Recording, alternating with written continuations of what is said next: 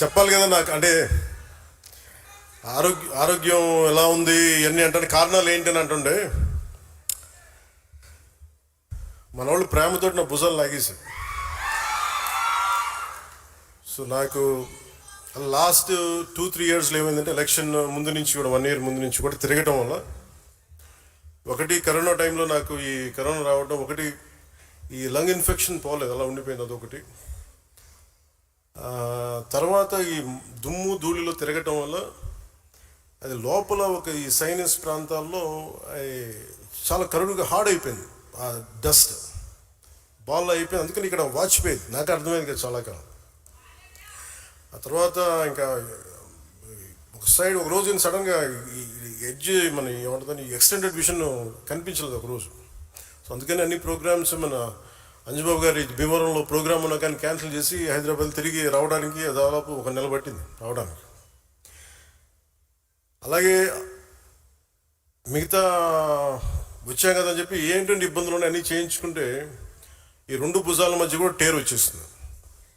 వాళ్ళు అడిగారు ఎట్లా క్యాల్సిఫికేషన్ కూడా వచ్చేసింది 2 భుజాలు మన భుజాల్లో ఎట్లా వచ్చింది అని అడిగితే ఏం లేదు, నన్ను మా వాళ్ళు ప్రేమతో లాగేశారు అన్న అని చెప్పి ఒకళ్ళు ఇట్లా లాగుతారు అట్లా లాగుతారు. అంటే అంతకుమించి నాకు వేరే కారణాలు కనిపించలే. ఎందుకంటే ఒకసారి మధ్యలోకి వెళ్తున్నప్పుడు షేక్ హ్యాండ్ ఇస్తే వదలరు కదా, ఆ లాగటంలో ఎంత బలంగా గుంచుతారంటే కండ తెగిపోయేంత. కాదు మీరు ప్రేమగా కండ తెగ్గొట్టిన పర్లేదు, ప్రేమతో తీసుకుంటాను. ఎందుకంటే హీలింగ్ కూడా మీరే చేస్తారు కాబట్టి.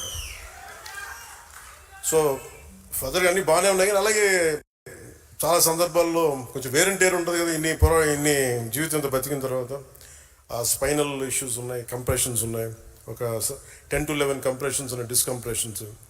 కాదే నాకున్న బేసిక్గా నాకు కొంచెం ఈ స్పోర్ట్ ట్రైనింగ్ ఉండటం వల్ల నాకు బాడీ తట్టుకోగలదు. అంటే ఎంత బాధ ఉంది ఎంత పెయిన్ ఉందో నాకే తెలియదు. నా పెయిన్ టాలరెన్స్ చాలా ఎక్కువ.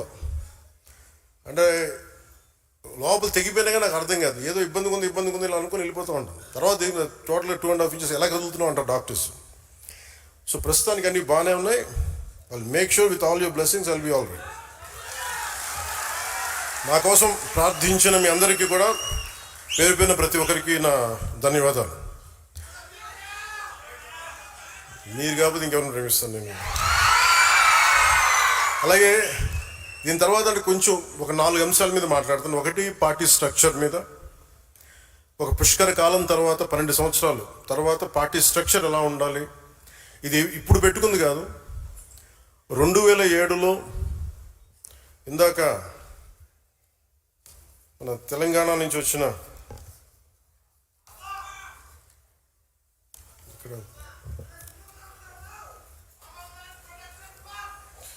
మన భైరవ్ భాష సాంబశివుడు మాట్లాడింది 10వ క్లాస్లో చూసి యూత్ వింగ్లో అప్పుడు ఎలా మాట్లాడానో అన్ని స్ఫూర్తి చెంది ఈరోజు మాట్లాడిన సాంబశివుడి మాటల గురించి చెప్తాను. 2008లో అప్పుడే రాజకీయ ప్రస్థానంలో చాలా స్పష్టతతోటి ఎలా నడపాలి యూత్ వింగ్ అని చెప్పి ఒక స్ట్రక్చర్ పెట్టుకున్నాం, ఎలా ముందుకు తీసుకెళ్ళాలి ఆ రోజున. ఆ స్ట్రక్చర్ని ఒక 12 సంవత్సరాల తర్వాత దాన్ని రియలైజ్ చేయగలిగే అవకాశం నాకు వచ్చింది. సో ఇది అన్ని పార్టీలకు ఎంత ఉంటుందో నాకు తెలియదు, కానీ జనసేన అందుకే నేను 12 సంవత్సరాలు ఎప్పుడు లూజ్గా వదిలేసాను స్ట్రక్చర్. కాంక్రీట్గా ఫిక్స్డ్గా ఎప్పుడు ప్రయత్నం చేయలేదు. ఎందుకంటే ముందు నలగాలి మనుషులు అనుకున్నాను. మన సిద్ధాంతాన్ని నమ్మిన వాళ్ళు మనతో పాటు ప్రయాణం చేద్దాం అనుకుని నమ్మాలి, వీళ్ళ కోసం నేను ఉండాలనుకున్నాను. ఒక 12 సంవత్సరాల తర్వాత అసలు మిమ్మల్ని జీవితకాలం మేము వదలమని చెప్పిన వాళ్ళందరూ పారిపోయారు, వదిలేసి వెళ్ళిపోయారు. ఎవరు నన్ను వదలలేదంటే నా జన సైనికులు, మా వీర మహిళలు వదలలేదు.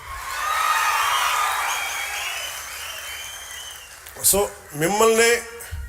మిమ్మల్ని సెంట్రైజ్ చేసే ఈ స్ట్రక్చర్ ఉంది. ఆ స్ట్రక్చర్ గురించి వివరిస్తాను.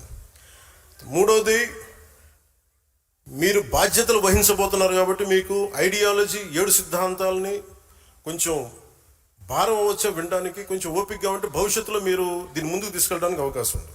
దాని మీద ఐడియాలజీ గురించి మాట్లాడతాను. అలాగే వే ఫార్వర్డ్. మిగతా రాష్ట్రాలు ఇంత ప్రేమగా వచ్చారు. కర్ణాటక నుంచి సుష్మా శ్రీనివాసన్ గారు వచ్చారు. మిగతా రాష్ట్రాల్లో మనం ఎంత చేయగలం, ఏ మేరకు మనం మద్దతు తెలపగలం, ఒక పక్క స్టేట్కి మనం జనసేన నుంచి ఇక్కడ కూర్చొని ఏం చేయగలం, దట్ విల్ హ్యావ్ దానికి ఒక దారి వెతుకుతాం. అలాగే వే ఫార్వర్డ్లో ఈ అలయన్స్ ప్రభుత్వం, ఎన్డీఏ అలయన్స్ ప్రభుత్వం, తెలుగుదేశం, భారతీయ జనతా పార్టీ, జనసేన, ఈ అలయన్స్లో ఆంధ్రప్రదేశ్కి సంబంధించి ఈ వే ఫార్వర్డ్ ఎట్లాగా, లోకల్ బాడీస్ ఎలాగా ఆ అలయన్స్ ఏర్పడటానికి వచ్చిన పరిస్థితులు వివరిస్తూ భవిష్యత్తు ఎలా ఉండాలని చాలా స్పష్టంగా మీకు తెలియజేస్తాను. అలాగే భారతదేశం మొన్న మోదీ గారు మెసేజ్ చూశారు అందరూ, దాన్ని జనసేన తరపు నుంచి మనం ఎలా ముందుకు తీసుకెళ్ళాలి, ఈ రెండు మీకు తెలియజేస్తాను. ఈరోజు ఇన్ని వేల మంది జనసేన సాధకులతోటి సమావేశం కావడానికి ప్రధాన కారణం, జనసేన పార్టీని క్షేత్రస్థాయిలో ఇది నా పార్టీ అన్న భావంతో భుజాన మోస్తుంది మీరే. పార్టీ భావజాలాన్ని ప్రజల్లోకి తీసుకెళ్లి పార్టీ బలోపేతానికి కీలక పాత్ర పోషిస్తున్నది కూడా జనసేన సాధకులు, ఉద్యమీలు. నేను పార్టీ స్థాపించినప్పుడు నా వద్ద కేవలం ఒక భావజాలం, ఎలాంటి ప్రతికూల పరిస్థితులనైనా ఎదుర్కొనే ధైర్యం, ప్రజల జీవితాల్లో సమాజంలో మార్పు తీసుకురావాలనే ఒక నిబద్ధత మాత్రమే ఉన్నాయి. ఆ సమయంలో నీ వెంట మేము ఉన్నామని నిలబడ్డ 150 మంది సన్నిహితులు కావచ్చు, నా జన సైనికులు కావచ్చు, నా ప్రాణం కావచ్చు, వాళ్ళే నిలబడ్డారు. ఈరోజు జనసేన వెంట ఐడియాలజీ, కరేజ్, కమిట్మెంట్ కలిగిన దాదాపు 20,000 మంది సాధకుల సమూహం నిలబడి ఉంది.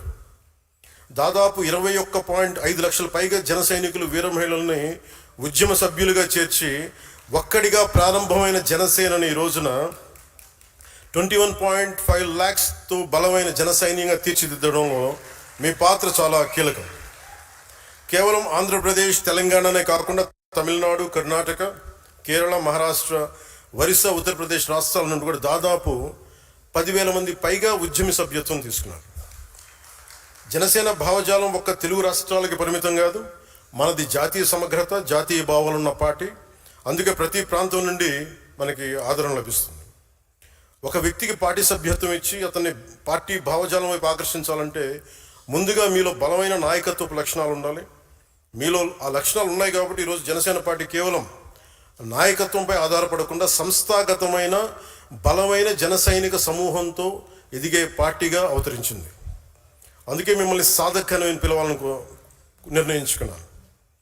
ఏదైనా ఒక కార్యాన్ని చిత్తశుద్ధితోటి, అంకిత భావంతో, లక్ష్యంతో సాధించేవారే సాధకులు. జనసేన లక్ష్యాన్ని సాధించే క్షేత్రస్థాయి నాయకత్వం మటుకు ఇక్కడున్న సాధకులే. మేము ప్రతిసారి ఒకటే మాట చెప్తాం.